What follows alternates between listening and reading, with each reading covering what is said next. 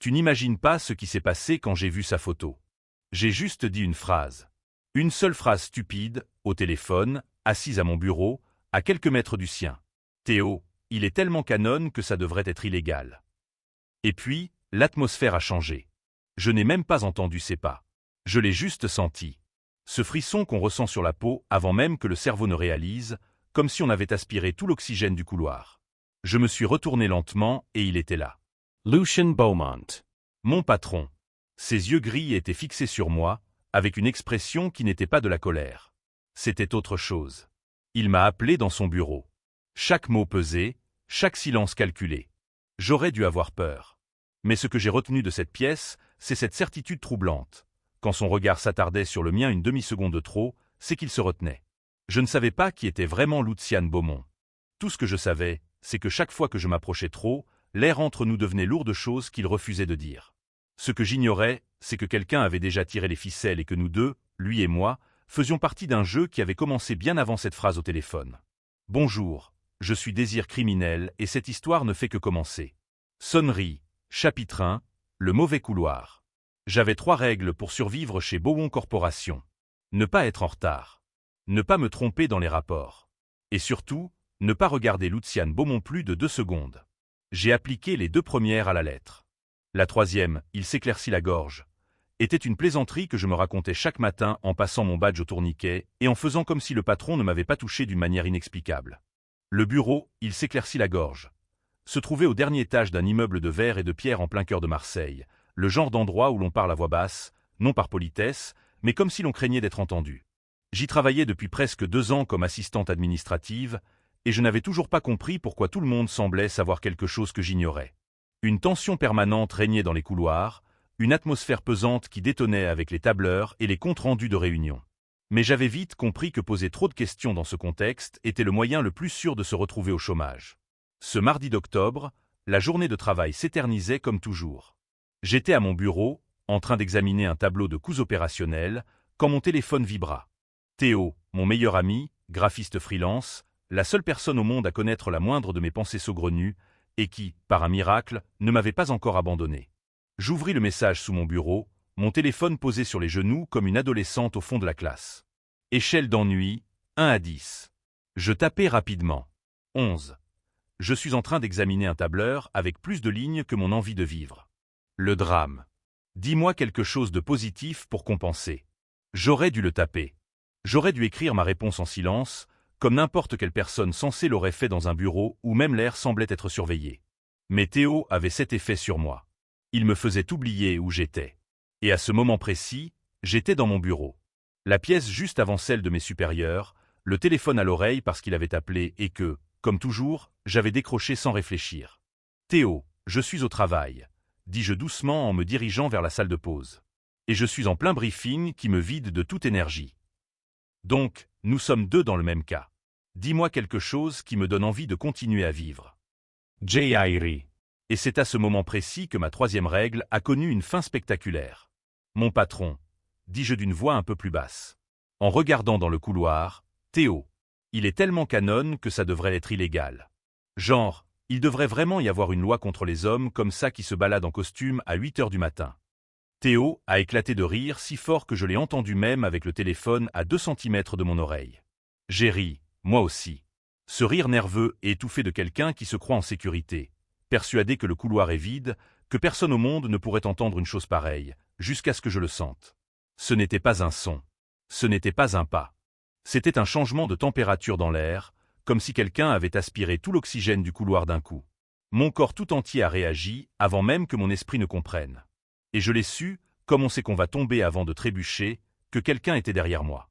Je me suis retourné lentement et il était là, Lucien Beaumont, à moins de 2 mètres, dans un costume sombre qui semblait cousu à même la peau. Ses yeux gris étaient fixés sur moi, avec une expression indéchiffrable. Il n'avait pas l'air irrité. Il n'avait pas l'air surpris. Il avait l'air d'un homme qui réfléchissait à ce qu'il allait faire d'une information qu'il venait de recevoir. « Théo, je te rappelle », ai-je murmuré avant de raccrocher sans attendre de réponse. Le silence entre nous a duré 3 secondes. 3 secondes qui m'ont paru une éternité. Lucien ne bougea pas. Moi non plus. Une partie de moi rêvait que le sol s'ouvre et m'engloutisse. Mais l'autre, celle qui, de toute évidence, était dépourvue d'instinct de survie, restait là, à le fixer comme si c'était une option envisageable. « Mon bureau », dit-il, et c'était tout. Sa voix était basse, maîtrisée, sans la moindre intonation. Et pourtant, chaque syllabe résonnait comme une phrase. Je le suivis. Que pouvais-je faire d'autre? Son bureau se trouvait au bout du couloir, derrière une double porte en bois sombre que j'avais ouverte des dizaines de fois pour déposer des documents, du café, des rapports. Mais ce jour-là, franchir cette porte fut différent. L'air y était plus froid. Ou peut-être avais-je trop chaud, et l'espace entre nous semblait se réduire à chaque pas que je faisais vers la chaise qu'il m'indiquait d'un geste imperceptible de la main. Lucian ne s'assit pas. Il se tenait debout, appuyé contre le bord de son bureau, les bras croisés sur la poitrine, et me regardait avec le calme d'un homme qui n'avait jamais eu besoin d'élever la voix pour se faire obéir. Les commentaires sur l'apparence des supérieurs hiérarchiques sont inappropriés au travail. « Héloïse », dit-il, et mon nom dans sa bouche sonna comme un avertissement. Que ce soit dans le couloir ou lors d'appels personnels, toute l'entreprise peut entendre. J'avalai ma salive avec difficulté. L'envie de me défendre se heurtait à la conscience que tout ce que je dirais à cet instant ne ferait qu'empirer les choses. Alors, je fis quelque chose que je fais rarement. Je me tus. J'espère que cela ne se reproduira plus, ajouta-t-il en décroisant les bras, un geste qui signifiait que la conversation était terminée. Je me levai, murmurai un « cela ne se reproduira plus » à peine audible et quitta son bureau avec la dignité d'une personne qui venait d'être percutée par un train et qui faisait semblant de pouvoir encore marcher droit.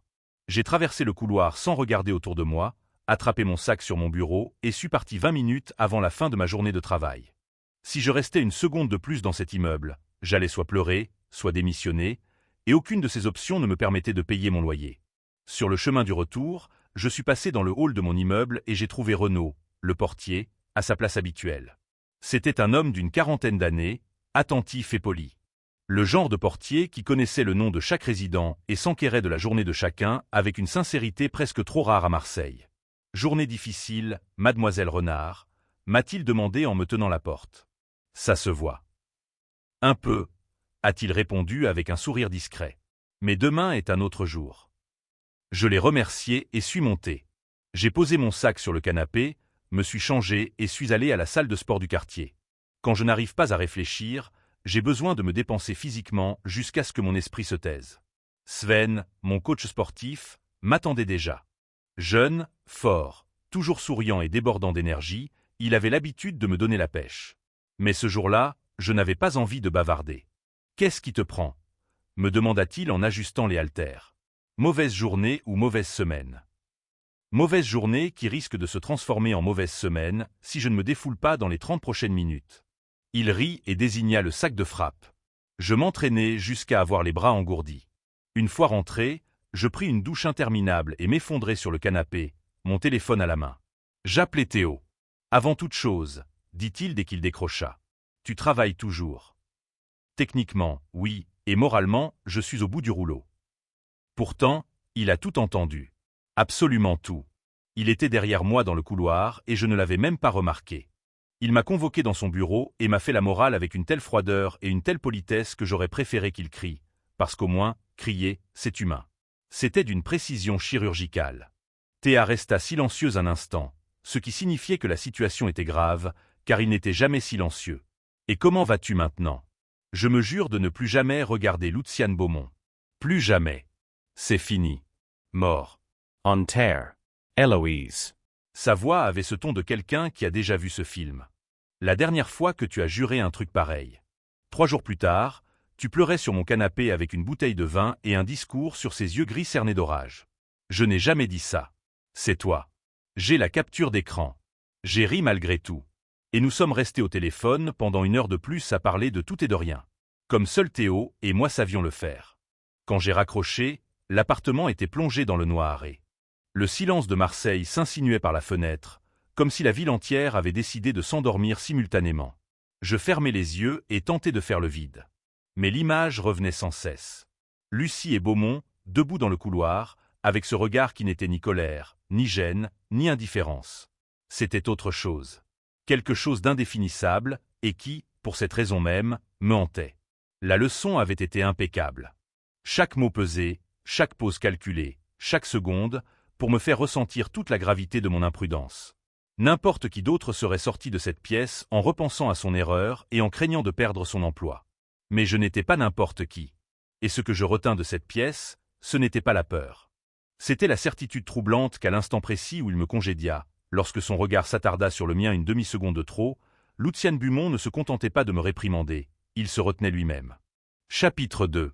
Une nuit, musique une seule. Les jours qui suivirent, c'était un exercice d'invisibilité mutuelle.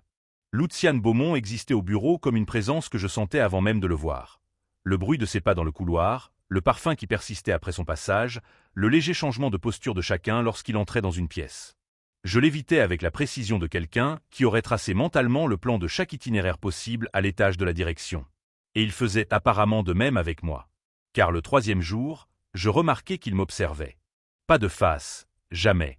Lucian était trop calculateur pour se trahir ainsi.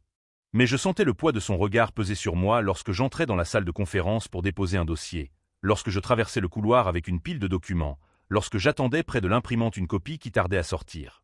Chaque fois que je me retournais, il avait déjà détourné le regard, les yeux rivés sur un rapport ou son écran d'ordinateur, avec le calme de quelqu'un que la présence d'autrui ne perturberait jamais. Mais les détails le trahirent. Le quatrième jour, je suis entré dans son bureau pour lui déposer le compte-rendu d'une réunion, et il était au téléphone. N'importe quel autre patron m'aurait congédié d'un geste de la main sans même lever les yeux de son appel. Lucian s'est interrompu en plein milieu d'une phrase, m'a regardé comme s'il avait besoin de vérifier que j'étais bien réel, et n'a repris la conversation qu'une fois le document posé sur le bureau et après avoir reculé d'un pas. Le cinquième jour, je sortais de l'ascenseur, il y entrait, et il a changé de direction comme s'il s'était soudain souvenu de quelque chose d'urgent à l'étage. Ce n'était pas le cas. Dans le reflet de la porte vitrée, j'ai vu qu'il était resté immobile dans le couloir pendant 3 secondes avant de repartir. Et puis il y avait Cillian. Cillian Dur était le bras droit de Lucienne, un homme aux larges épaules, au regard fermé, qui semblait être né en costume, une oreillette à la voix douce. Il parlait peu, marchait toujours 2 pas derrière son patron et avait une présence qui passait inaperçue jusqu'à ce qu'on réalise qu'il était partout. Mercredi, il est apparu dans la salle de pause pendant que je servais le café. Il n'a pas dit un mot. Il s'est appuyé contre l'encadrement de la porte, a vérifié quelque chose sur son téléphone et est parti. Jeudi, je l'ai trouvé près de mon bureau à mon retour de déjeuner. Lui aussi n'a rien dit. Il s'éclaircit la gorge, est parti lui aussi.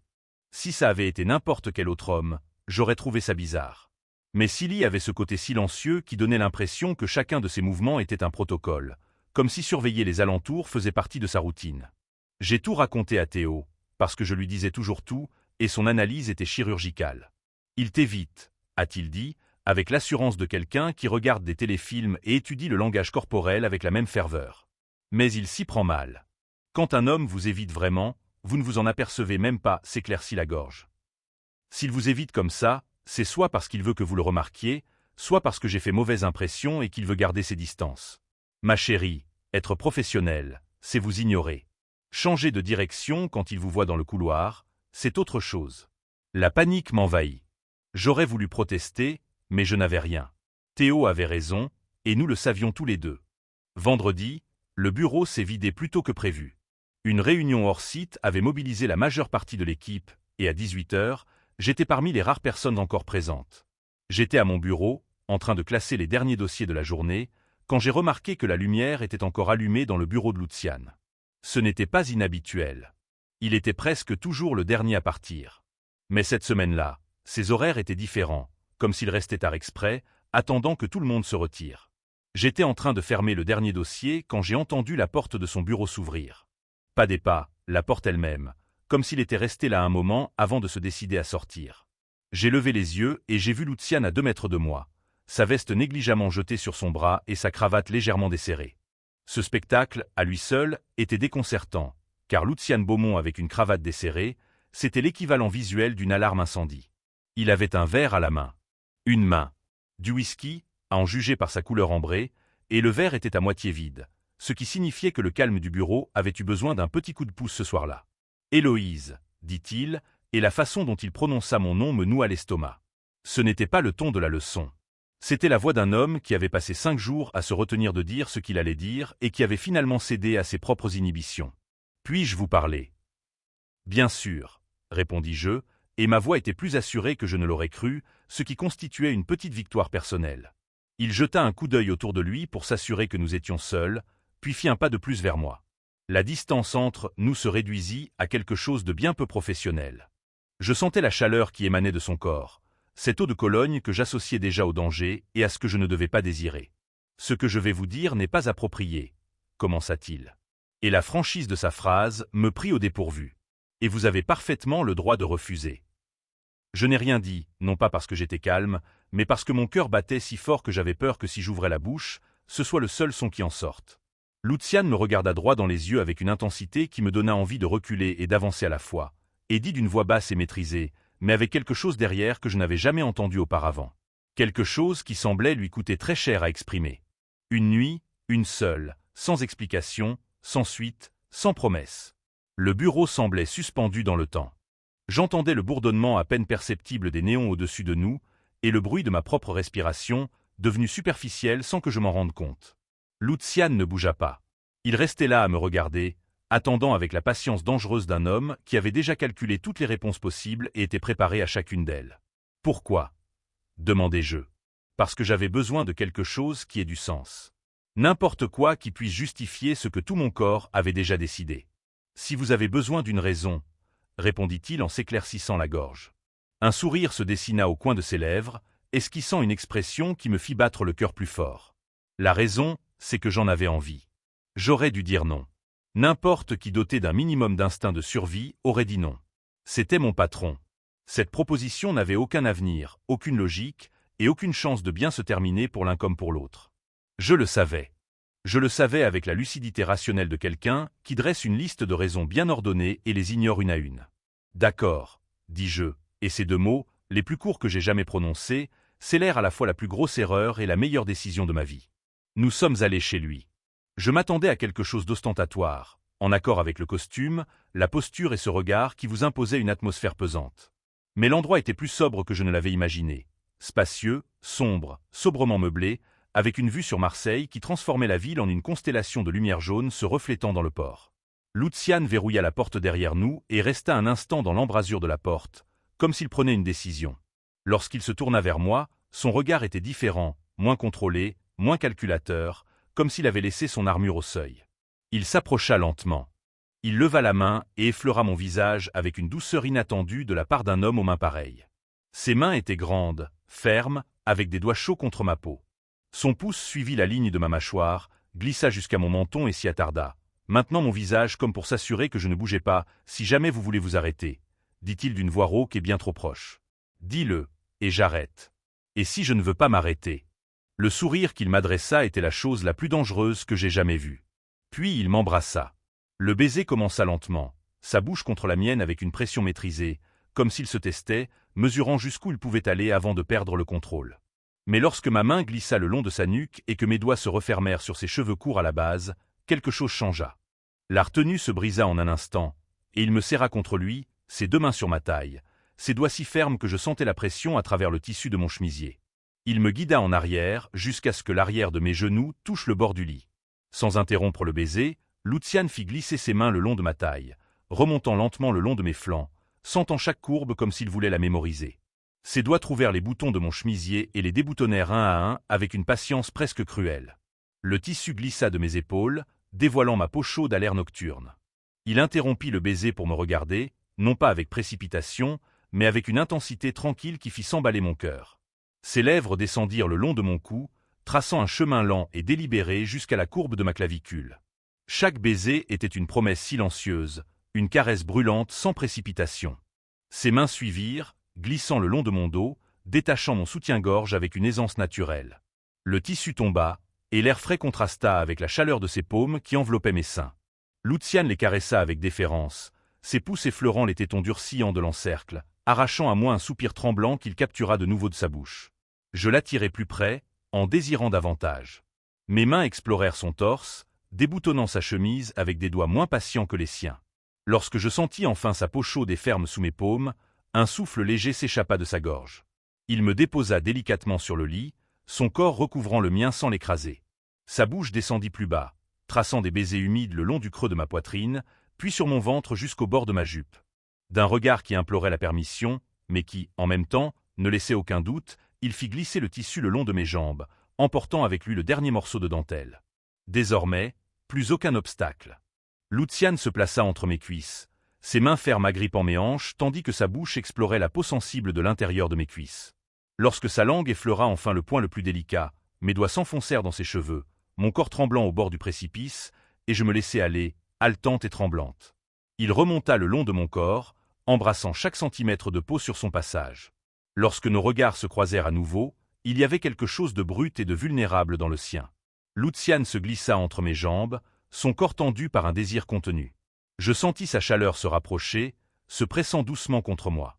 Lentement, il s'unit à moi, centimètre par centimètre, me remplissant entièrement. Un profond soupir nous échappa à tous les deux simultanément.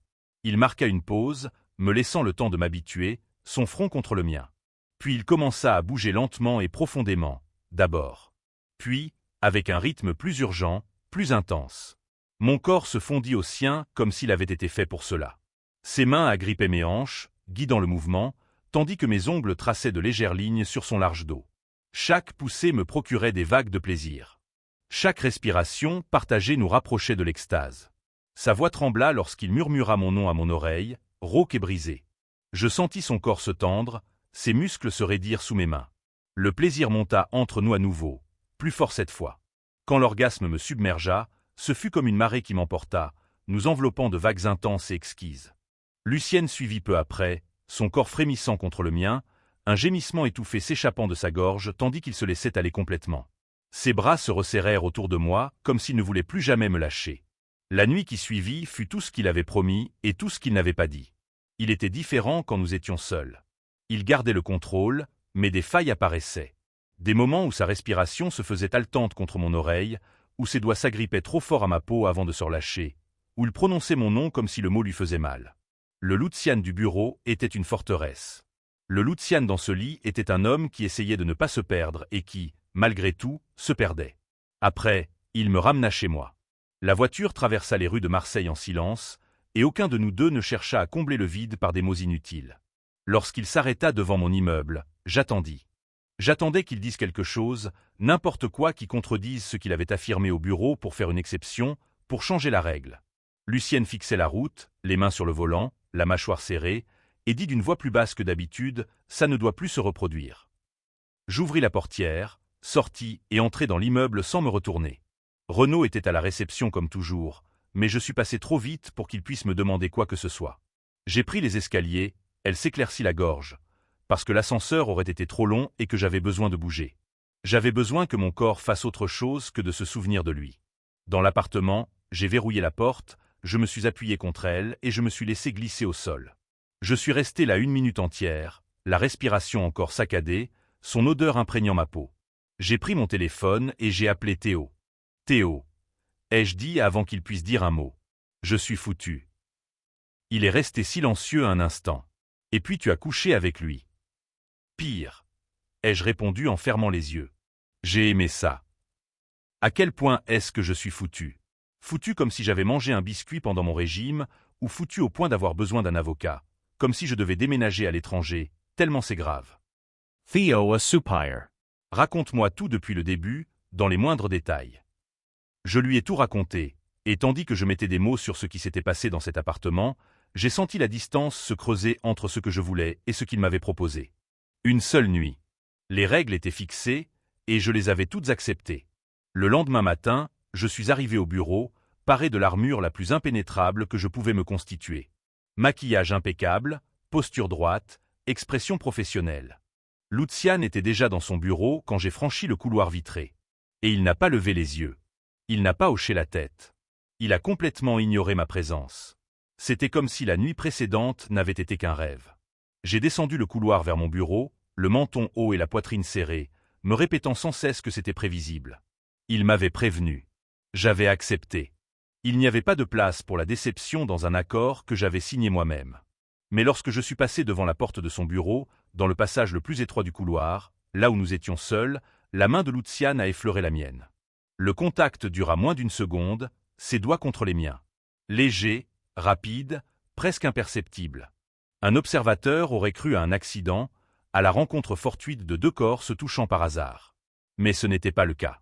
Je perçus l'intention derrière ce contact, la même que la veille au soir, lorsqu'il avait pris mon visage entre ses mains et m'avait regardé comme si j'étais la dernière chose qu'il désirait et la seule qu'il ne pouvait éviter.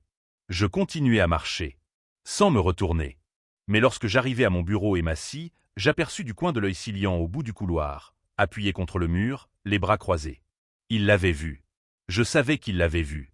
Et il savait que je le savais, car il détourna le regard avec un sourire fugace, presque imaginaire, avant de se retourner et de suivre Luciane dans le bureau.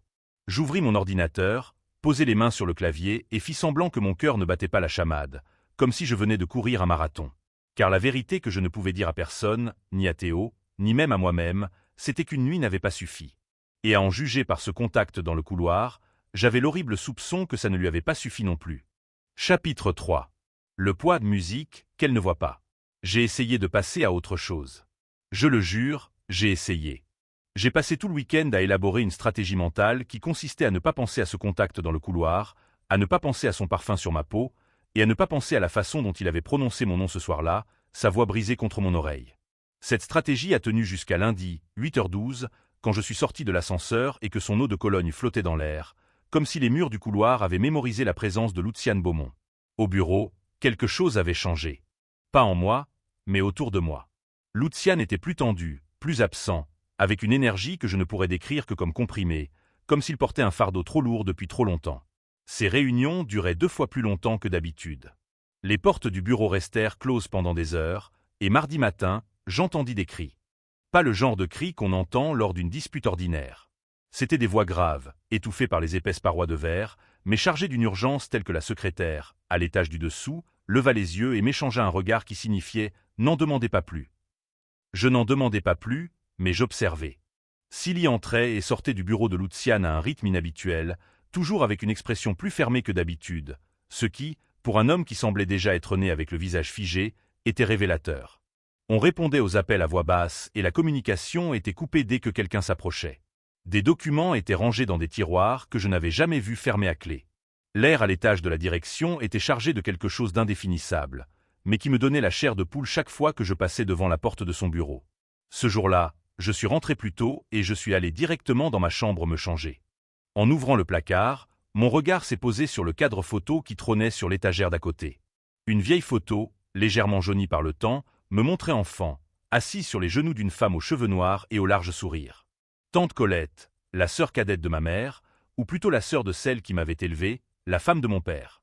J'ai pris la photo et j'ai caressé la vitre du pouce. En observant son visage, on me disait toujours que je lui ressemblais plus qu'à n'importe qui d'autre dans la famille.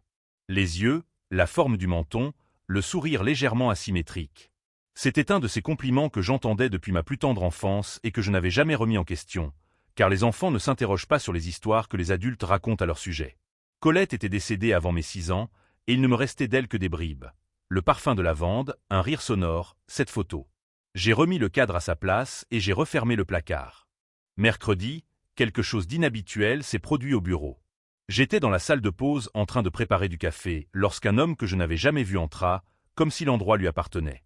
Grand et mince, il portait un costume gris clair qui semblait choisi pour paraître inoffensif, et son visage, à l'image du costume, était agréable au premier abord, avec un large sourire qui lui illuminait le visage et s'y prolongeait, un sourire trop naturel, comme s'il avait été répété des centaines de fois devant un miroir jusqu'à atteindre la dose parfaite de charme. Bastion Morel, se présenta-t-il en me tendant la main. Je travaille avec Luciane depuis de nombreuses années. Je lui ai serré la main et senti ses doigts froids et secs contre les miens. Bastion était le genre d'homme qui dégageait raffinement et maîtrise dans chacun de ses gestes. Mais il y avait quelque chose en dessous, une sorte de calcul que je ne pouvais ignorer, comme si chaque mot qui sortait de sa bouche avait été pesé 3 fois avant d'être prononcé. « Héloïse Renard », ai-je répondu. « Assistante administrative, je sais qui vous êtes », dit-il, et son sourire ne s'est pas estompé. « Depuis combien de temps travaillez-vous ici ?»« Presque 2 ans. Et qui vous a recommandé pour ce poste ?» La question m'a interpellé d'une manière étrange. Non pas à cause de son contenu. C'était une question simple, normale, le genre de question que n'importe quel collègue pourrait poser, mais à cause de la façon dont il a posé, la tête légèrement inclinée et les yeux fixés sur les miens, comme si la réponse avait plus d'importance que ne le laissait supposer cette conversation anodine. J'ai envoyé mon CV via le site web de l'entreprise, ai-je répondu avec un sourire poli, mais froid, à l'image du sien. Procédure de recrutement classique. Intéressant. dit-il en portant sa tasse de café à ses lèvres sans me quitter des yeux. Moi. Lucian est plutôt sélectif quant aux personnes qui travaillent près de lui. Il faut être compétent. Avant que je puisse répondre, la porte de la salle de pause s'ouvrit et Lucian apparut. Il s'arrêta sur le seuil, comme figé une fraction de seconde. Son regard passa de moi à Bastion, puis de nouveau à moi, à une vitesse qu'une personne inattentive n'aurait pas remarquée. Mais je n'étais pas inattentive. J'étais hyper consciente du moindre mouvement de Lucian depuis la nuit où il m'avait touché, comme si j'étais la dernière chose réelle au monde. Et c'est ainsi que je perçus le changement. Sa posture se raidit, sa mâchoire se crispa, et lorsqu'il parla, sa voix avait ce tranchant que je reconnaissais déjà, poli en surface, mortel en dessous. Bastion. Il prononça simplement ce nom, et il résonna comme un rappel territorial. Ils vous attendent dans la salle de conférence. Bastion esquissa ce même sourire mesuré et hocha la tête avant de se tourner vers moi. Ce fut un plaisir, Héloïse. Je suis sûr que nous nous reverrons. Il partit sans se presser, d'un pas assuré, comme quelqu'un qui sait que personne ne fermera la porte. La porte lui ferma le nez. Quand la salle de pause fut vide, Lucian resta 2 secondes de trop sur le seuil, fixant l'endroit où Bastion s'était tenu, avant de se tourner vers moi. Son expression était indéchiffrable, mais son regard disait quelque chose. Quelque chose d'incompréhensible, qu'il n'avait aucune intention d'expliquer. Il partit sans un mot. Je restais là, ma tasse à la main, avec la nette impression d'avoir été témoin de quelque chose qui dépassait largement le cadre d'une simple conversation autour d'un café. Le reste de la semaine s'écoula comme un fardeau. Lucian se montrait de plus en plus distant, non seulement de moi, mais de tout.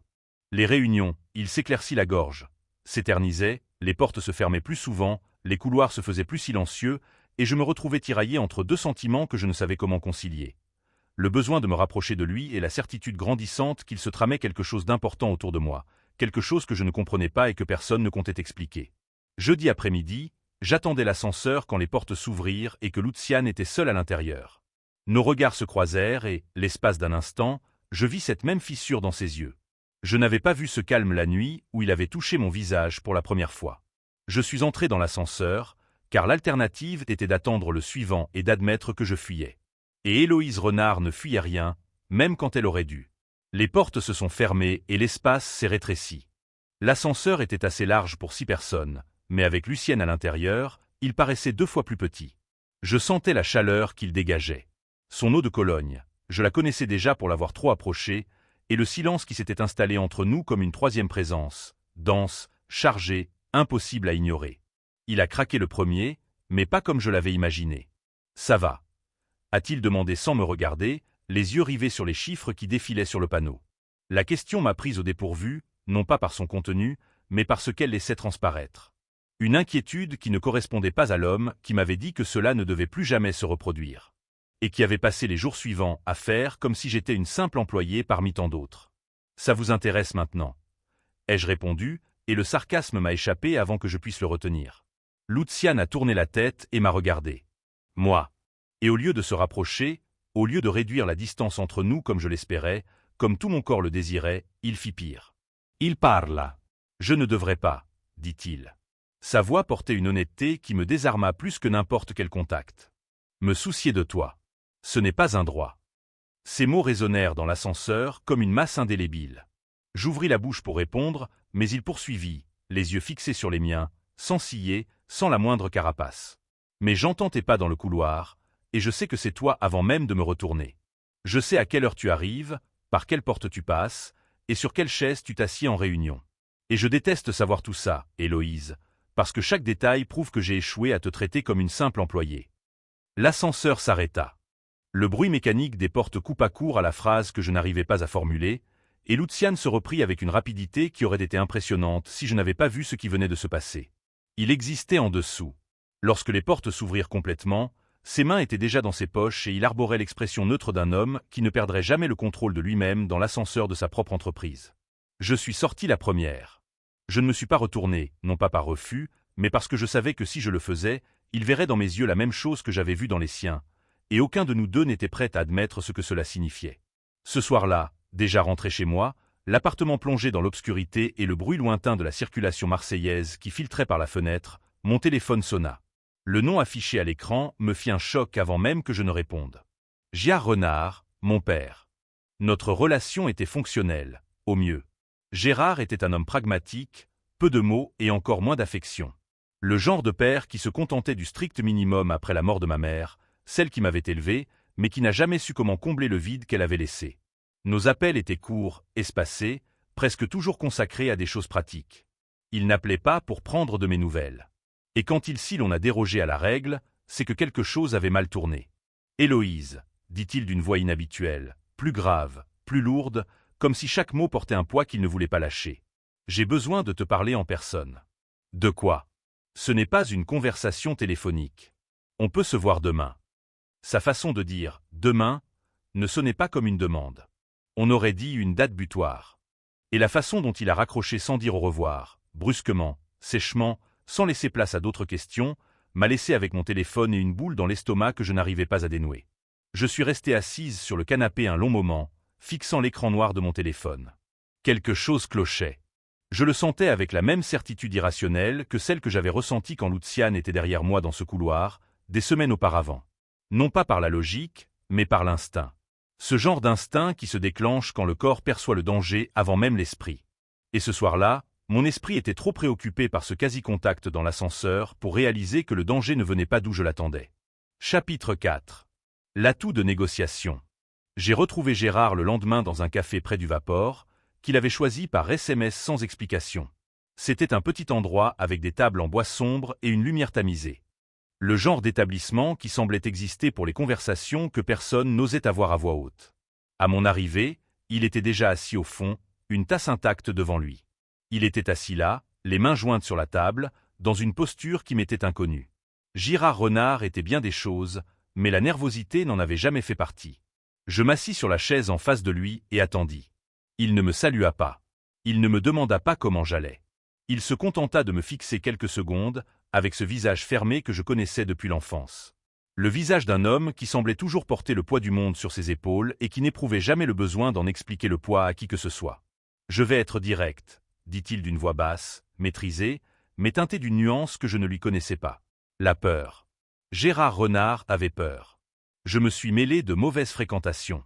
J'ai fait de mauvais choix. J'ai contracté des dettes que je ne peux pas rembourser. J'ouvris la bouche pour lui demander de quoi il parlait, mais il leva la main. Un geste minimal, mais autoritaire, qui me fit taire avant même que je puisse prononcer un mot.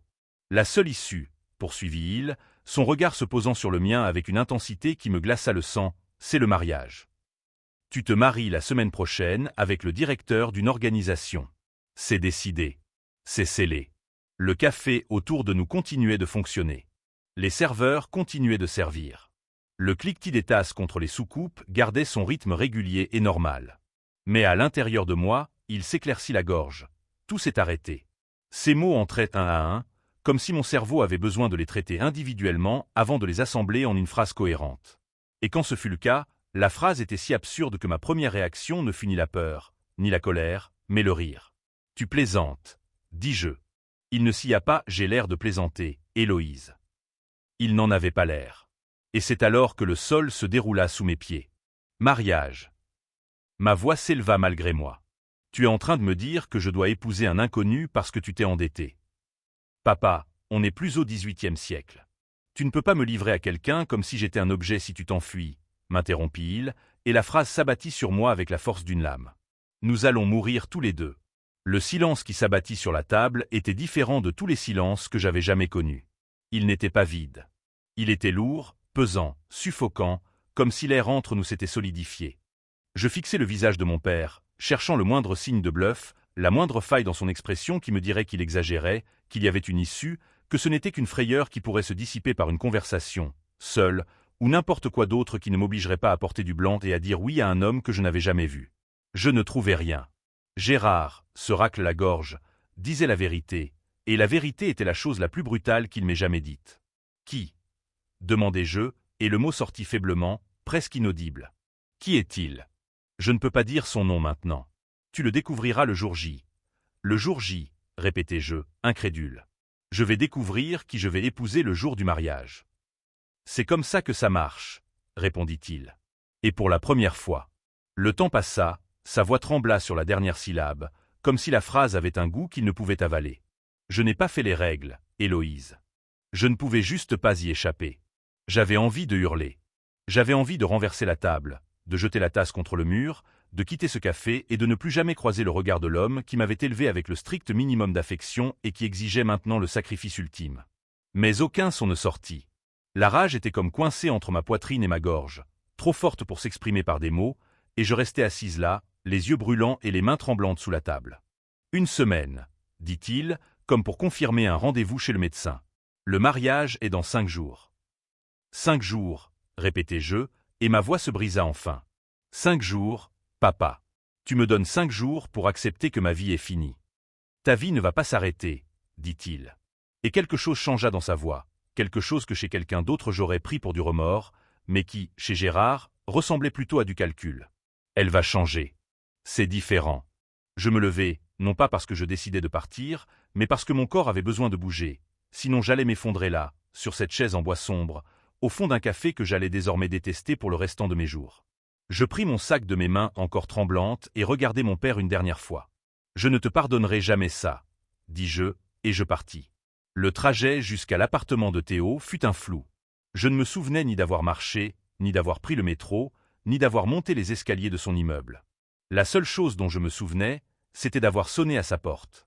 Et quand il ouvrit la porte avec un sourire qui s'éteignit à la vue de mon visage, je m'effondrai. Théo me rattrapa avant que je ne touche le sol, me tira à l'intérieur et me conduisit au canapé sans poser une seule question. Parce que Théo savait que dans cet état, les mots me venaient spontanément. Ils prenaient leur temps, et insister ne faisait qu'empirer les choses. J'ai tellement pleuré que son t-shirt était trempé. Quand j'ai enfin réussi à parler, je lui ai tout raconté. Les dettes, le mariage, les 5 jours, le nom que je ne connaissais pas. Et Théo écoutait chaque mot avec le visage crispé par le choc. Quand j'ai eu fini, il n'a pas dit « ça va aller ». Parce que ça aurait été un mensonge. Et Théo ne m'a jamais menti. Quel genre de personne ? A-t-il demandé doucement. Quel genre de dette pousse un homme à livrer sa fille ? Je ne sais pas, il se racle la gorge, n'a rien dit. Il a juste dit que si je refusais, on mourrait tous les deux. Théo a fermé les yeux un instant et s'est frotté le visage, l'air épuisé, comme quelqu'un qui vient de se retrouver dans une situation inextricable. Je peux mener mon enquête, a-t-il dit en ouvrant les yeux. Je peux essayer de découvrir qu'il est avant le jour J. Si au moins on sait qui est le marié. Au moins quoi, Théo ? Ai-je demandé. Et ce n'était pas de la colère contre lui. C'était de la colère contre tout. Au moins, je connais le visage de l'homme qui m'achète. Il ne répondit pas. Il me serra contre lui et resta assis là en silence, son bras autour de mes épaules, tandis que je pleurais à nouveau. Cette fois plus doucement, plus profondément.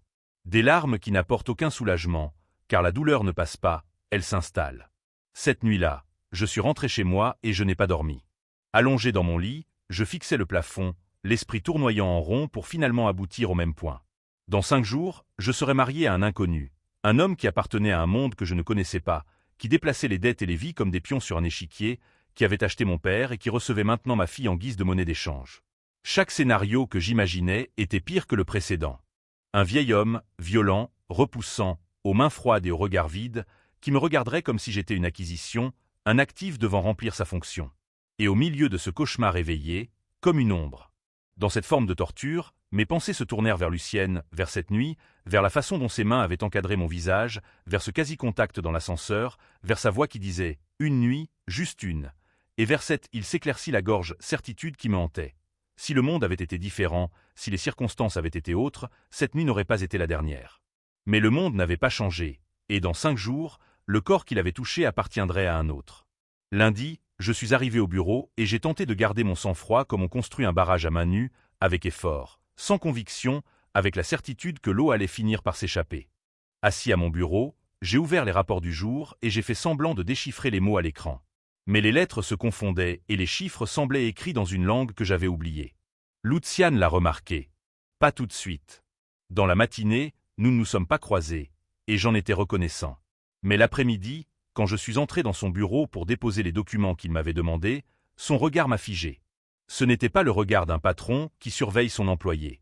C'était le regard de l'homme qui m'avait serré dans ses bras cette nuit-là, qui avait vu des aspects de moi que je ne montrais à personne, et qui comprenait maintenant que quelque chose, en moi, était brisé. « Héloïse », dit-il d'un ton prudent, presque chirurgical, comme s'il craignait d'insister. « Que se passe-t-il » J'ai posé les documents sur le bureau et j'ai pressé mes doigts contre le dossier pour qu'il ne voie pas mes mains trembler. « Rien à voir avec le travail.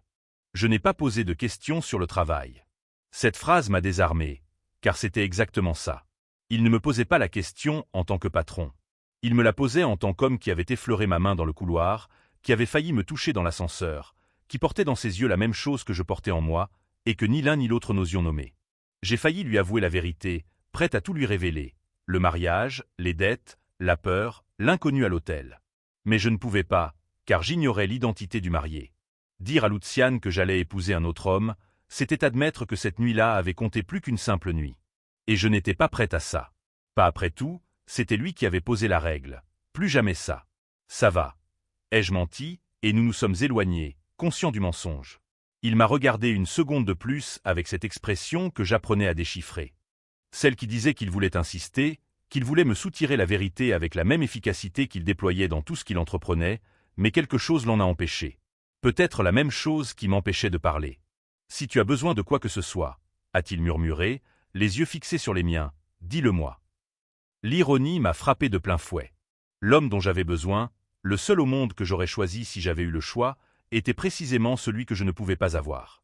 Je suis sorti de la pièce sans répondre, car le moindre mot aurait trahi tout ce que je tentais de dissimuler. Luciane avait changé, lui aussi, et je le voyais malgré le brouillard de mon propre désespoir.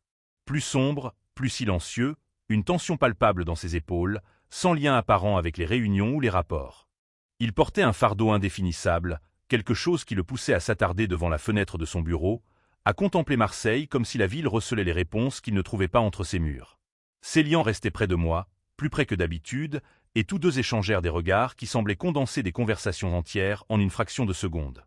Ce jour-là, je suis rentré chez moi avec l'impression que le sol se dérobait lentement sous mes pieds, sans aucun point d'appui. Je me suis assis sur le canapé, j'ai ôté mes chaussures et je suis resté là, silencieuse, les yeux rivés sur mon téléphone, espérant à la fois qu'il sonnerait et qu'il ne sonnerait pas. Il a sonné. Gérard, la date est confirmée, a-t-il dit sans préambule, comme s'il lisait une liste. Vendredi, dans 4 jours. L'adresse arrive jeudi soir, dans 4 jours. Au café, il avait dit une semaine. Maintenant, il ne restait que 4 jours. Le compte à rebours s'égrenait, et avec lui le peu de temps qu'il me restait pour trouver une issue. J'ai raccroché sans répondre. Je tenais le téléphone et fixais mon reflet sur l'écran noir. Le visage d'une jeune femme de 25 ans qui, dans 4 jours, appartiendrait à un homme qu'elle ne connaissait pas, dans un monde qu'elle ne comprenait pas à cause de dettes qui n'étaient pas les siennes. Et la seule chose à laquelle je pouvais penser, la seule chose qui revenait sans cesse comme une chanson qui me hante, comme une marque indélébile, c'était la voix de Luciane ce soir-là, dans l'appartement plongé dans l'obscurité, avec Marseille en toile de fond, prononçant ces mots, la bouche bien trop près de la mienne. Une nuit, une seule, j'ai fermé les yeux, et pour la première fois depuis le début, j'ai souhaité que cette nuit ait duré plus longtemps. Chapitre 5. L'homme à l'hôtel. Les 5 jours passèrent comme les comptes à rebours des choses qu'on redoute. Trop vite quand je voulais que le temps s'arrête, trop lentement quand j'étais seul la nuit, allongé dans le noir, à imaginer le visage de l'homme qui m'attendrait à l'hôtel. Je me créais des versions de lui. Des dizaines. Un homme de 60 ans au regard froid et aux mains lourdes, un homme de 40 ans au sourire de prédateur et à la patience calculée de celui qui achète des gens comme on achète des biens. Un homme qui, à l'hôtel, me verrait exactement ce que je représentais pour lui. Une transaction, un reçu, la preuve que la dette de Gérard Renard avait été payée en chair et en os. Chaque version était pire que la précédente, et aucune n'avait de visage, ce qui rendait le tout plus terrifiant, car la peur sans forme est celle qui remplit tout l'espace. Vendredi matin, la robe arriva dans une boîte blanche que Gérard avait déposée à mon appartement sans prévenir. J'en soulevai le couvercle et fixai le tissu comme s'il s'agissait d'une phrase enveloppée de soie. Elle était belle, simple, cintrée, avec de la dentelle au poignet et un décolleté discret, choisi avec goût. Et c'était justement ce qui me troublait le plus. Quelqu'un avait pris la peine de choisir une robe qui me seyait, ce qui signifiait que quelqu'un me connaissait suffisamment bien pour cerner mon style, et je n'avais aucune idée de qui c'était. Théo arriva 1 heure plus tard. Il entra dans l'appartement, les yeux rouges qu'il s'efforçait de dissimuler, un sac de croissants à la main, aucun de nous deux n'allait y toucher, et une détermination fragile à garder son calme, une détermination qui, je le savais, ne durerait pas si jamais tu as envie de t'enfuir, dit-il en déposant le sac sur la table et en me regardant avec le sérieux qu'il réservait au moment où la réalité exigeait plus que de l'humour. J'ai la voiture garée au coin de la rue, le plein, et je n'ai aucun respect pour la loi. Yeares. Un petit rire nerveux qui s'éteignit avant de prendre forme, mais il sortit et Théo me sourit en retour, comme si ce demi-rire suffisait à le maintenir debout. Il m'aida à m'habiller. Il boutonna le dos de ma robe tandis que je retenais mes cheveux et évitais de me regarder dans le miroir. La femme qui s'y reflétait, vêtue de blanc, le visage orné de fleurs que Théo avait arrangé d'une main tremblante, me semblait étrangère. Une femme se préparant à accoucher. « Tu es magnifique, » dit Théo, debout derrière moi, les mains sur mes épaules, la voix brisée sur la dernière syllabe. « Et je déteste que tu sois si belle pour ça. » To, murmurai. Ne pleure pas, car si tu pleures, je pleure aussi. Et si je pleure maintenant, je ne pourrai plus sortir de cet appartement. Il inspira profondément, me serra les épaules une fois et hocha la tête. Nous descendîmes en silence. La voiture que Gérard avait envoyée nous attendait devant l'immeuble, noire, discrète, avec un chauffeur qui ouvrit la portière sans dire un mot. Renaud était à la réception et, en me voyant en blanc, son visage changea. Il ne dit rien. Il hocha simplement la tête plus lentement que d'habitude, comme s'il me souhaitait bonne chance d'une manière inexprimable. Théo ne pouvait pas m'accompagner. Le chauffeur nous informa que seule la mariée et son père étaient attendus à la cérémonie. Je serrai Théo dans mes bras sur le trottoir avec la force de quelqu'un qui s'accroche à la dernière chose sur au monde, et il me serra tout aussi fort, le visage enfoui dans mes cheveux. « Envoie-moi un message dès que tu peux, » murmura-t-il. « Dès que tu peux. » J'acquiesçai et montai dans la voiture. La portière se referma et Marseille commença à défiler par la fenêtre comme un film que je regarderais de l'extérieur. Les rues, le port, les arbres, tout était pareil, tout était indifférent, comme si la ville ignorait que j'étais transporté vers l'instant qui allait scinder ma vie en un avant et un après. Gérard m'attendait à l'entrée d'une vieille chapelle, perchée sur une colline à la périphérie de la ville. C'était un petit édifice en pierre claire, entouré de cyprès, avec une porte en bois massif grande ouverte comme une bouche. Il portait un costume sombre, plus tiré à 4 épingles que je ne l'avais jamais vu. Et lorsqu'il me regarda, une expression traversa son visage. Une expression qui aurait pu être du regret si j'avais encore cru qu'il en était capable. « Vous êtes magnifique, » dit-il. « Ne me parlez pas, » répondis-je en le dépassant et en me dirigeant vers la porte. À l'intérieur de la chapelle, les bancs étaient presque vides. Une poignée d'invités, des visages inconnus, des hommes en costume à l'air impassible, des femmes élégantes qui me dévisageaient avec une curiosité telle que je me sentais comme un animal exhibé. La lumière filtrait par les étroites fenêtres, des rayons dorés fendant l'air comme des lames. Au fond, près de l'autel, une silhouette attendait, dos à moi. Il me tournait le dos, vêtu d'un costume sombre, les épaules larges et la posture droite de quelqu'un qui n'a pas besoin de se retourner pour être remarqué. Ses mains étaient jointes derrière son dos, et je vis ses doigts bouger une fois, un geste minime, presque imperceptible, que je n'aurais pas remarqué chez un autre homme. Gérard me tendit le bras. Je l'ai pris parce que j'avais besoin de quelque chose pour tenir debout, et parce que la nef de la chapelle semblait avoir doublé de volume. Chaque pas vers l'autel était un pas vers l'inconnu, et mon esprit, traître jusqu'au bout, ne me laissait pas oublier que le seul homme que je voulais trouver à cet autel était celui dont j'étais certaine qu'il ne serait pas là. Lucian. Son nom me revenait en mémoire comme chaque soir depuis ce vendredi dans son appartement. Sans invitation, sans prévenir, occupant tout l'espace disponible. La nuit, les mains, la voix, le contact presque parfait dans l'ascenseur, la main qui a frôlé la mienne dans le couloir, tout ce qu'il m'avait donné et tout ce qu'il m'avait repris. Tout ce qui restait et tout ce que je ne retrouverai jamais. J'ai atteint l'autel. Moins de 2 mètres me séparaient de ce dos. Gérard a lâché mon bras et s'est éloigné. Je suis resté là, seul, le bouquet tremblant entre mes mains, le cœur battant si fort que j'étais sûr que les invités pouvaient l'entendre. L'homme s'est retourné et le monde s'est arrêté. J'ai fermé les yeux, je les ai rouverts, puis je les ai refermés. Le visage, il s'éclaircit la gorge, qui se tenait devant moi me paraissait irréel, incohérent avec la réalité que je connaissais. Lucian Beaumont, mon patron, l'homme de cette nuit-là, celui qui avait dit « ça ne doit plus jamais se reproduire », se tenait maintenant devant l'autel d'une chapelle aux abords de Marseille, vêtu d'un costume sombre. L'alliance brillait à la main du prêtre à côté de lui. Il me regardait avec des yeux qui, l'espace d'un instant, un instant que je n'oublierai jamais, étaient aussi grands que les miens. Lui non plus ne le savait pas. La certitude m'a submergé comme une vague. Il ne savait pas que c'était moi. Le même choc qui m'avait paralysé l'avait paralysé lui aussi, même si ce fut plus bref. Lucian Beaumont était de ces hommes qui se reprenaient en un clin d'œil, qui transformaient le choc en maîtrise avant même que quiconque ne remarque qu'il avait été pris au dépourvu. Et c'est exactement ce qu'il fit. Son visage se reprit, ses épaules se redressèrent, et ses yeux, un instant écarquillés, se fixèrent sur les miens avec une intensité que je sentais sur ma peau. Puis il fit quelque chose qui anéantit tous les scénarios que j'avais imaginés. Après plus de 5 jours de cauchemar, il sourit. Pas le sourire professionnel, pas le sourire en coin qu'il arborait quand quelque chose l'intriguait. Un vrai sourire, discret, presque imperceptible, qui partait du coin de ses lèvres et remontait jusqu'à ses yeux, et qui disait avec la clarté d'une phrase complète « C'est toi ». La cérémonie se déroula comme dans un rêve.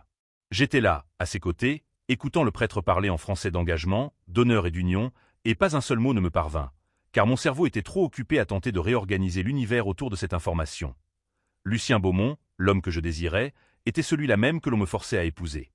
Mes réponses étaient automatiques, ma voix assurée par un pur instinct. Et quand le prêtre a dit que le marié pouvait embrasser la mariée, j'ai regardé Luciane, l'air interrogateur. Il a répondu sans un mot. Il m'a embrassé, et ce n'était pas le baiser rituel auquel je m'attendais, celui qui sert à respecter le protocole et qu'on oublie aussitôt. C'était un vrai baiser, chaleureux, long, sa main à la base de ma nuque, ses lèvres sur les miennes avec une telle intensité que j'en ai oublié la présence de toute l'assemblée. Je l'ai goûté, j'ai senti sa chaleur. Cette même urgence contenue qu'au cours de cette nuit que je croyais à jamais perdue. Et quand nous nous sommes séparés, mes lèvres picotaient encore, et ses yeux exprimaient quelque chose que je n'avais jamais vu auparavant, du soulagement. En sortant de la chapelle, Gérard s'est approché, l'air à la fois satisfait et prudent, et a dit, d'un ton qui ne peut s'empêcher de faire une remarque, pour quelqu'un qui ne voulait pas se marier. Ce baiser en disait long. Je n'ai pas répondu, non pas que je n'ai rien à dire, mais parce que toute réponse aurait impliqué des mots inappropriés à la sortie d'une église. Mon téléphone vibra dans la poche cachée de ma robe. « Théo, ma belle, raconte-moi tout. Qui est-il? Est-il horrible? Dois-je venir te sauver ?» Avant que je puisse répondre, un autre message. « Attends, un ami de ma cousine était à la chapelle et m'a envoyé une photo. Hélos renard, ce n'était pas un baiser. C'était la bande-annonce d'un film X. J'ai failli éclater de rire au milieu des invités, ce qui aurait été catastrophique. Mais j'ai ravalé mon rire à temps et rangé mon téléphone avant que Lucène ne le remarque. Mais quand je l'ai regardé, debout à côté de moi, la main posée sur le bas de mon dos, un geste possessif automatique, comme si son corps savait déjà où il devait être avant même que son esprit ne le lui permette. Mon rire s'est éteint, laissant place à une émotion bien plus intense. Je me suis penché vers lui et j'ai murmuré, pour que lui seul m'entende, « Tu as beaucoup d'explications à me donner. » Luciane me regarda avec ce demi-sourire que je commençais à comprendre comme sa façon d'exprimer un rire franc, et répondit, la main toujours fermement posée sur mon dos et sa voix grave près de mon oreille. « Je sais, mais pas ici. » Chapitre 6. La première strate. La voiture nous conduisit à un appartement différent de celui de cette nuit-là. Celui-ci se trouvait dans un quartier huppé de Marseille, dans une rue calme bordée de vieux immeubles aux façades de pierre et aux balcons en fer forgé qui semblaient avoir traversé 2 siècles sans que personne n'ose y toucher. Luciane ouvrit la porte sans un mot et me laissa entrer la première. Et lorsque je le dépassai, je sentis à nouveau sa main effleurer le bas de mon dos, le même geste qu'à l'extérieur de la chapelle, automatique. Il s'éclaircit la gorge, possessif, comme si son corps avait décidé que c'était là que sa main devait être et qu'il n'était pas question de discuter. L'appartement était spacieux, avec de hauts plafonds et de larges fenêtres qui laissaient entrer la lumière ambrée de fin d'après-midi sur Marseille. On y trouvait peu de meubles semblables à ceux de l'autre appartement, mais ils étaient différents, plus lourds, plus anciens, choisis par quelqu'un qui appréciait la pérennité. A dark wooden bookshelf covered the entire wall of the living room. And above the unlit fireplace, there was a single black and white photograph of a young woman with eyes recognized immediately, because they were the same eyes that looked at me every day from across the desk at the office. His mother. I didn't comment on the photo. It wasn't the moment. And from the way Lucian walked past it without looking, I understood that the image was the kind of thing that stayed there not to be seen, but to be felt. He took off his jacket, loosened his tie, and poured himself a glass of whiskey at the bar in the corner of the room. He didn't offer me one because he still hadn't spoken, and the silence, clear as throat, between us was so loaded with unspoken things that it seemed to have physical weight. I stood in the middle of the room, still in a wedding dress, in shoes that were starting to hurt, and with patience that had run out at least 3 chapels ago. Lucian, I said, and his name in my mouth sounded different now that it was also my husband's name. You owe me the truth, all of it. Now he took a sip, set the glass on the counter with a care that contrasted with the visible tension in his shoulders, and turned to face me. His gray eyes met mine with an expression I'd never seen on him. Not the control from the office, not the intensity from that night, but something raw, more exposed, as if he decided that from this point forward, the armor no longer served its purpose. Sit down, he said, pointing to the couch. This is going to take a while. I sat. He didn't. He stood, leaning against the bar, arms crossed, and his gaze fixed on me as if he were measuring where to begin dismantling the world I knew. What do you know about the company where you work? he asked. That it's a logistics and import company, that it has offices in Marseilles, Lyon, and Paris, that your father founded it and you took over a few years ago. All of that is true, he said. And none of it is the full story. Lucien started talking, and what came out of his mouth over the next 30 minutes rearranged every piece of the puzzle I thought was my life. Beaumont Corp was a front. It functioned, turned a profit, had real clients and legitimate operations, but it existed to launder money and protect the structure of something much bigger. The Beaumont clan, a family that had operated within the Milo, the French organized crime underworld for 3 generations, a historic ally of the Union Corse, the Corsican mafia that dominated trafficking and politics in the south of France. The clan's power lay in port logistics, private casinos, regional political influence, and a network of alliances held together by 2 pillars, loyalty and marriage. Marriages in the clan aren't for love, Lucien said, his voice flat, like someone reciting a rule he learned before he learned to read. Leurs alliances, leurs pactes. Mon père, Édouard, a conclu un accord avec un certain Dominique Meuzet, chef d'une organisation rivale appelée Brise Noire. Ce pacte a transformé des ennemis en alliés, et il impliquait notamment un mariage. Mon mariage avec la fille d'un homme qui devait de l'argent au clan. Mon père, ai-je dit, et cela ne faisait aucun doute. Ton père, a-t-il confirmé. Gérard s'est impliqué avec des gens liés au clan il y a des années. Les dettes dont il parle sont réelles, mais elles ne sont pas seulement financières. Il a fait des promesses qu'il n'a pas tenues, pris des engagements qu'il ne pouvait pas assumer, et quand l'échéance est arrivée, tu as servi de monnaie d'échange. J'absorbais chaque mot avec la précision mécanique de quelqu'un qui prend des notes dans un carnet, au lieu d'écouter le récit de son propre effondrement. Non pas que cela ne fasse pas mal. Cela faisait mal d'une manière indescriptible, mais parce que si je m'arrêtais pour ressentir, je ne pourrais plus écouter, et j'avais besoin d'entendre tout. Le mariage a été négocié entre Édouard et Gère. Lucienne poursuivit, j'ai découvert j'allais me marier il y a 2 mois, mais mon père ne m'avait rien dit. Il m'avait seulement dit que c'était la fille d'un homme qui devait de l'argent au clan. Ni prénom, ni nom de famille, aucun détail qui m'aurait permis de la retrouver avant la cérémonie. C'est la méthode d'Édouard.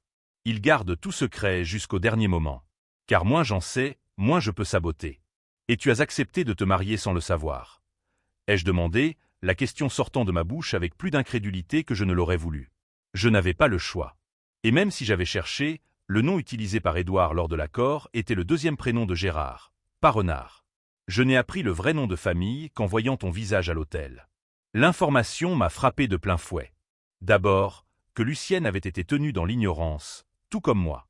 Ensuite, que Gérard avait un 2e prénom que je n'avais jamais entendu, et qui était suffisamment connu dans ce milieu pour servir d'identité, un autre PAN de la vie de mon père que j'ignorais. Voilà pourquoi la règle, dis-je, et la pièce manquante du puzzle s'est enfin mise en place avec un claquement presque audible. Une nuit, une seule. Parce que tu savais déjà que tu allais te marier. Parce que je savais déjà que j'allais me marier, répéta-t-il, et sa voix baissa d'un ton dans une confession qui sembla lui coûter plus cher que tout ce qu'il avait dit jusque-là. Avec une autre femme, ou du moins avec celle que je croyais être une autre femme, et je ne pouvais pas commencer quelque chose que je ne pouvais pas continuer. Le silence se fit dans la pièce, un silence non pas vide, mais lourd. Lourd de tout ce que ces mots signifiaient. De toutes les nuits que j'avais passées à imaginer un monstre à l'hôtel. De tous les jours où il m'avait évité dans le couloir, portant le même fardeau que je portais sans le savoir. Je le regardais, il me regarda en retour, et à cet instant, au milieu du salon d'un appartement marseillais, encore en robe de mariée, et avec le poids d'un monde entier que je ne connaissais pas s'abattant sur mes épaules, je fis la seule chose qui me paraissait logique. Alors, techniquement, dis-je, et ma voix était d'un calme qui me surprit moi-même. Tu m'as trompé avec moi-même. Lucian resta immobile une seconde. 2, 3, et puis il se produisit quelque chose que je n'avais jamais vu. Son visage s'illumina, non pas de douleur, ni de choc, mais de rire. Un vrai rire, grave et rauque, qui partait de sa poitrine, montait jusqu'à ses yeux et y restait, transformant l'homme le plus maître de lui que j'ai jamais connu en quelqu'un que je reconnaissais à peine. Et le son de ce rire libéra quelque chose en moi. Un nœud dont j'ignorais même l'existence se relâcha d'un coup, et je ris, il s'éclaircit la gorge aussi. D'abord doucement, puis plus fort, jusqu'à ce que nous rions tous les deux au milieu d'une pièce avec une photo en noir et blanc sur la cheminée et un mariage arrangé sur le dos, la vérité étalée entre nous comme une carte retournée sur la table. Techniquement, répondit-il, le rire toujours dans la voix. Oui, j'ai trompé ma fiancée arrangée avec ma fiancée arrangée. C'est tellement absurde. On dirait un scénario de tel Nola, dis-je en essuyant mes yeux. Si c'était un tel Nola, au moins j'aurais eu le temps de me préparer. Il revint et son sourire s'estompa jusqu'à ne subsister qu'au coin de ses lèvres. Là où je savais déjà que ses sourires résidaient, le rire s'éteignit, mais la légèreté demeura. Non pas la légèreté de quelqu'un qui a oublié le poids. La légèreté de quelqu'un qui l'a enfin partagé avec quelqu'un d'autre. Et dans l'espace qui s'est ouvert entre la vérité et ce qui allait suivre, nous sommes restés assis en silence un instant qui se passait de mots. Car pour la première fois depuis le début, nous étions du même côté de la même histoire. La nuit s'écoula lentement, comme si Marseille avait décidé d'accorder à ce vendredi plus d'heures qu'à n'importe quel autre. J'enlevai mes chaussures et m'assis sur le canapé, les jambes repliées sous moi, et Lucienne s'assit à côté de moi, ni trop près, ni trop loin, à la distance exacte de quelqu'un qui apprend à partager le même espace avec une autre personne sans les règles qui régissaient autrefois chacune de nos interactions. Il m'en dit plus sur son père, Édouard, qui tirait toujours les ficelles en coulisses avec l'autorité tranquille d'un homme ayant bâti un empire et n'ayant aucune intention de le céder entièrement. Bastian Morel, le conseiller que j'avais rencontré à la salle de pause, loyal au patriarche avant tout, le genre d'homme qui souriait en calculant. Cillian, le bras droit qui m'observait au bureau, non par curiosité, mais par protocole, car tout ce qui approchait Luciane était surveillé. Et moi, ai-je demandé, étais-je surveillé? Luciane hésita une demi-seconde, suffisamment pour que je le remarque. Tous ceux qui travaillent à l'étage de la direction sont observés, répondit-il. Et le choix de ces mots me fit comprendre que la réponse complète était bien plus complexe. Mais il me donnait ce que je pouvais encaisser ce soir-là, sans que le sol ne s'ouvre à nouveau sous mes pieds. Je l'acceptais, non par naïveté, mais par choix. Car la quantité de vérité qui m'était déjà tombée dessus ce jour-là suffisait pour toute une vie. Et ce dont j'avais besoin à ce moment-là, ce n'était pas d'autres révélations. C'était de présence. Et de Lucienne, qui passait ses journées à contrôler, il semblait comprendre, sans que j'aie besoin de le dire, ce qu'il ressentait, dissimulé derrière des costumes impeccables et des silences calculés. Sa main trouva la mienne dans l'espace qui nous séparait. Ses doigts s'entrelacèrent lentement aux miens avec la délicatesse de quelqu'un qui touche quelque chose qu'il ne veut pas briser. Et pour la première fois, je le laissai faire, sans règles, sans échéance, sans cette ombre qui planait sur nous, plus jamais ça. La conversation s'allège au fil des heures. Je lui pose des questions qui n'ont rien à voir avec le clan ou le meu. Des questions sur lui, ce qu'il mange au petit déjeuner, la musique qu'il écoute seul, s'il a toujours été ainsi ou si cette froideur est récente. Il répond avec sa concision habituelle, mais avec une ouverture qui me donne l'impression d'ouvrir une porte pour la première fois depuis des années. Et entre deux réponses, entre deux silences confortables, je commence à réaliser que l'homme assis à côté de moi m'est à la fois familier et inconnu, car le patron séduisant du bureau et l'amant d'un soir n'étaient que les couches superficielles d'un homme que je ne connaissais pas encore vraiment. À un moment donné de la nuit, j'ai réalisé que nous étions trop proches. Ma tête s'était posée sur son épaule sans que je le veuille, et sa main sur ma cuisse avec l'aisance de quelqu'un qui le faisait depuis des années, pas depuis des heures. La chaleur de son corps traversait le tissu de ma robe et caressait ma peau comme une promesse silencieuse de tout ce qui n'était pas encore advenu, car la nuit était longue, et toutes les nuits étaient désormais devant nous, et l'urgence qui avait marqué notre première fois avait disparu. Il n'y avait plus de précipitation. Il y avait la proximité, sa bouche dans mes cheveux, ses doigts traçant des cercles sur ma main, sa voix devenant plus grave et plus rauque à mesure que les heures passaient, et que la ville s'apaisait. Il y a eu ce moment où j'ai tourné la tête, et ses lèvres étaient là, à quelques millimètres des miennes. Et le baiser qui a suivi était différent de tous les autres, lent, profond, sans urgence, le baiser d'un homme qui, enfin, n'avait plus à s'arrêter.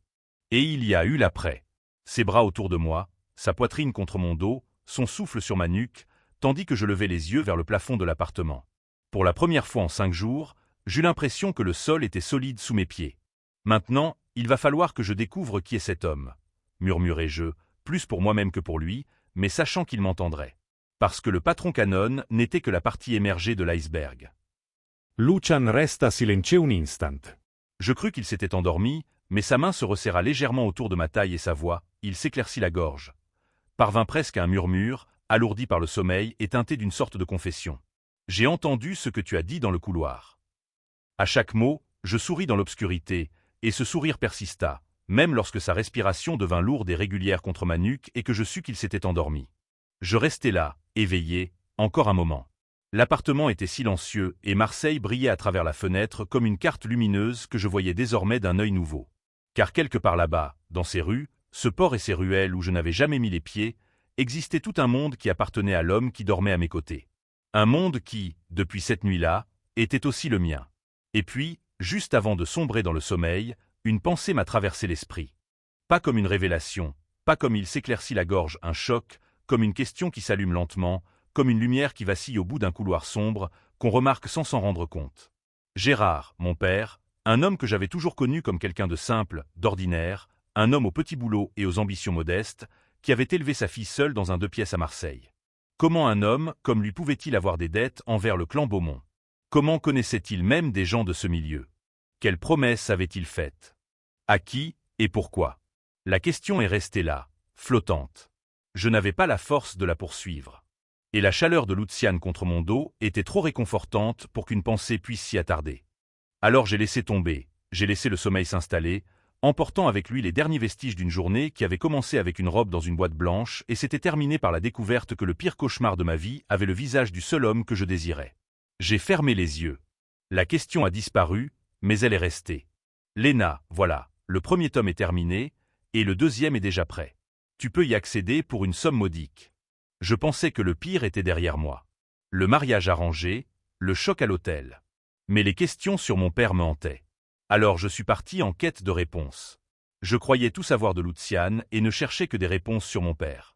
Mais je ne savais rien, car en ouvrant la mauvaise boîte dans le bureau de Gérard, le nom que j'y ai trouvé n'aurait pas dû figurer. Pas dans ce document. Pas avec cette signature. J'ai regardé le papier et le sol s'est dérobé sous mes yeux. Tout ce que je croyais savoir de moi-même s'est effondré en 3 secondes.